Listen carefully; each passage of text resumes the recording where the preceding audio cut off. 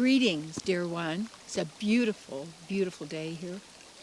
And this wonderful stream as the water is coming out of the lake a little bit and the fresh air feels so good.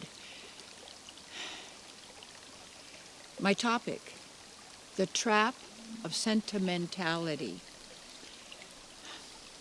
You know, there's certain times of seasons, certain holidays, and all of these things, that there's a lot of depression, a lot of sorrow, a lot of sadness, a lot of joy, you know, all of the opposites going on. And if you notice so many stories and so much on the news, it's all about emotions. How do you feel? You know, are you scared? Are you happy? Are you sad? Isn't this traumatic? I mean, the words that always activate sorrow or sadness about what coulda, shoulda been and wasn't, or was and is over. And we're actually encouraged to be sentimental. And that has nothing to do with love. Because true love is you being fully present right now in your heart. And what happens is people are living in the mind. The images of the past or what they movies. That's why I'm very careful, full of care for my own self, because when people say self-love, a lot of people think that they have that idea that means I love Terry. No. I honor myself by doing that which is going to be for my greatest good and also for the greatest good of all, because we're eternal beings. And our nature is love. Like I saw on the internet today, a baby gorilla who his little mama was too sick to take care of him, so another mama came, another gorilla mama, and the baby just wanted to be cuddled and loved, and it's so sweet and precious. That's my God, the God of compassion and love and beauty and harmony and goodness. That's who we are. And we either choose life and goodness or we choose death and evil. That means against life. The word live backwards is evil. And living in opposition to who we are by living in the mind instead of the heart. But the heart does not mean sentimentality. It's just like, this is a season, I decide, I want to really just stay home and be quiet, and I'm not going to go be with all the relatives and all that. And it's great. And I just let them know, it's just wonderful what you're doing. And what people want to say, well, you remember when Uncle Harry was here and Mom and Dad were here, now they're all dead and they're all gone. And nobody loves me and I'm all by myself and nobody sent me a Christmas card. I don't have any money to buy anything. It's all just jerking us around. And the sad and sorrowful stories and movies that we could cry and feel sorry for ourselves and self-pity. And there's different kinds of tears. There's the tears of joy, the tears of love, the tears where you have the God bumps all over your body of such great love is tears. But it's not the tears of self-pity and poor me and I coulda, shoulda, woulda, and if I hadn't done that and I hadn't done this and this would have been, and you're living in fantasy world because that's in your mind. And you're not a mind, you have a mind. And if you want a mind, then have divine mind. But you don't need a mind because you're a divine being. All that God is, our source, not the psychopathic God that you read about, that this is what they're gonna, it's the old carrot and stick game. I'll reward you if you do what I want. I'm going to beat you up if you don't do what I want. And how to be in our own state of divinity in every moment is, yes, feel the love, but not the attachment to the scene, the scenario. It's almost like you're attached and detached so that you get above attachment and detachment, because that's duality again. That's the splitting of the light into dark. That's the duality of good and bad, and I like you, I don't like you, of lamentation and hankering, the past, the future, this or that. And when they give you two choices, you want the red pill or the blue pill. I'm not taking any of your pills. Oh, you're going to tell me my choices? That's sentimentality. I mean, we can go in the mind. We can think of other times, and so much of the time people think of what they didn't get. I had this a stepson, had been for a short period of time, and he wrote me an email not too long ago, and I really don't ever see him or not involved in the life, and all, and he wanted to proceed to tell me the things his father said about me, but he didn't really agree. Well, when people say things like that, well, you know, nobody really likes you.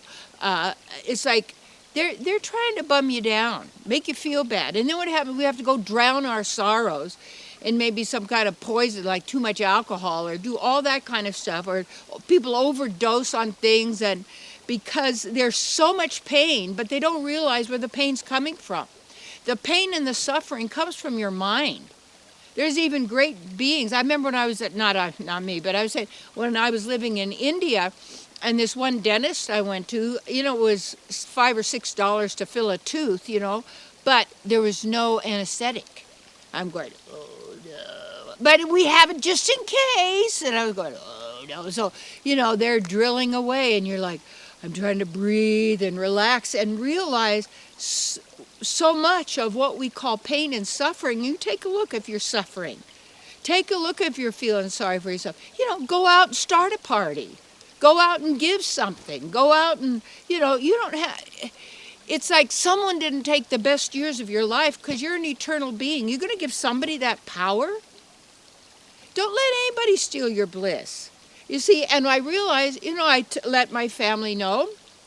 I love them. They're wonderful. But I have the things I want to do.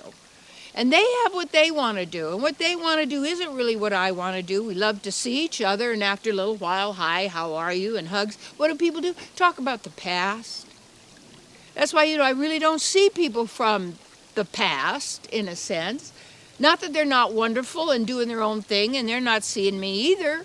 But am I going to have sentimentality and go, wish, boy, 6th grade was my greatest grade, and when I was in high school, and then I was in this, and I remember that game, that was the greatest game that ever was, and I remember when this, and then I had that, and that was, and then what are you doing? You say. So when you get where the pain and the suffering comes from, and if you're still doing it, it's because you like it. That's your entertainment. That's what you do. Fine. It's your choice. But you know, it's not dishonorable to be joyful, even if other people are miserable. But you're not leading to their misery. You're not wanting them to be miserable. You want them to be happy and fortunate and loving, because that's our natural state of being when we choose goodness. And when we choose goodness, that means that we endeavor to avoid anything that causes distress to a human or an animal. Accidents happen, things like that. But when we're really in our center, in the now, we don't really have accidents. We're not torturing ourselves or others. Our energy is incredibly great because it's incredible to the mind that you could feel that good. Because the goodness doesn't come from the mind, it's you who you are, and honoring yourself. So the sentimentality is just to get people to energize emotions, feelings. And that's what you see in any game, any political situation, any business. My team, your team, our team, we could get you, we could knock you down. People say, well, you know, we need some new blood around here. Really? That's how you consider humans, their blood? Their food? And so if we want the good life, we have to be good. That means we have to be ourselves and stop torturing ourselves with our thinking, old scenarios, going to sad movies we can watch over and over again in our mind. If only it coulda, shoulda, woulda been, then what? It's all about your feelings. Yeah. So, if you want to feel good, what would be good to do? Okay. What would be loving? And now, you can have now be the greatest moment of your entire existence. And every moment be the greatest moment of your entire existence, which is eternity. No beginning and no end. And there was a man, Ernest Holmes, who wrote The Science of Mind. It's a very good book in his studies and really good foundation. And he said, freedom implies suffering. That means you can suffer all you want. But if you don't find out the cause of suffering, your own mind, and giving power to others, making choices and doing things that don't honor who you really are, but because you get paid for it, or because somebody else says you have to or they won't like you. And I realized when I built my big television ministry in the late 70s and 80s and all of the work that I did, and it was great. But I realized, what may I say? If I live in my old life, I'm denying the greatness, the beauty, the love, and all of that's available to me now. That was wonderful. That was beautiful. This now is wonderful and beautiful. And the only place you can ever live and ever are is with yourself. So when you realize where the pain and suffering, if you don't realize yet and you don't believe me, watch your thoughts. Notice how you respond and react. Notice, do you like to cry yourself to sleep and with the bottle and drown your tears? Really?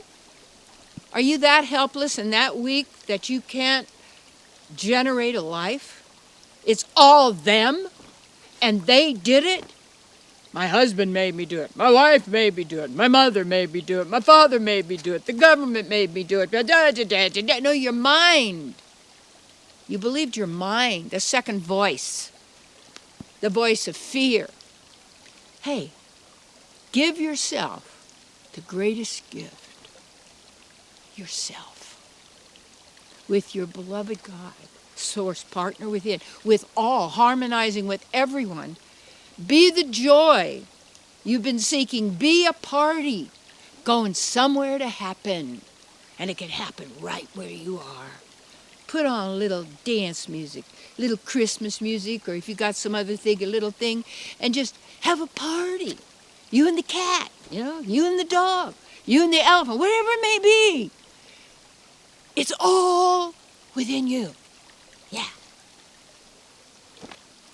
And then every day is a holiday, a holy day, a divine day, a precious day.